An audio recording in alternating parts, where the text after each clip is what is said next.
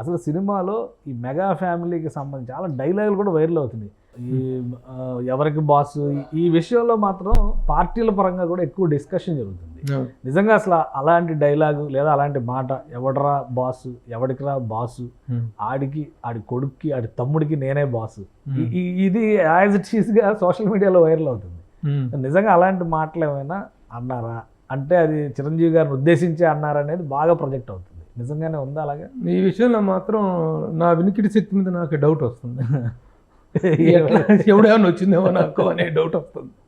ఎందుకంటే ఈ డైలాగ్ తాలూకు స్పష్టత అనేటువంటిది ఎప్పుడు ఏ సందర్భంలో అన్నాడు అనేటువంటిది ఎక్కడ క్లారిటీ లేదు. చాలా మంది కూడా ఎక్కడుంది అసలు ఆ డైలాగ్ ఎక్కడుంది, ఆ సినిమాలో డైలాగ్ ఎక్కడుంది అని ఎదుర్కొనే పరిస్థితి కనిపిస్తుంది. కానీ ఎక్కడో అన్నారు అనేటువంటిది మాత్రం వినిపిస్తుంది. దీనికి ప్రధాన కారణం ఏంటంటే అన్నాడో అనలేదో అది మళ్ళీ ఒకసారి చూసుకుని ఆ క్లారిటీ తీసుకోవటం అనేటువంటి జరుగుతుందో తెలియదు. ఎందుకు ప్రధానమైనటువంటి లోపం ఏంటంటే ఈ సినిమాలో ఆడియో అనేటువంటిది డబ్బింగ్ అనేటువంటి హీరో క్యారెక్టర్కి చెప్పించిన డబ్బింగ్లో విపరీతమైన అస్పష్టత ఉంది.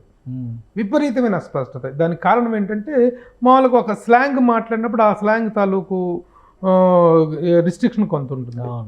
దానికి తోడు ఒక క్యారెక్టర్కి యాటిట్యూడ్ అనేది ఒకటి ఉంటుంది. ఆ యాటిట్యూడ్ ప్లస్ ఈ యాక్సెంటు ప్లస్ నోట్లో పాన్ బరాక్ వేసుకొని, పాన్ బరాకో కిల్లియో ఏదో వేసుకొని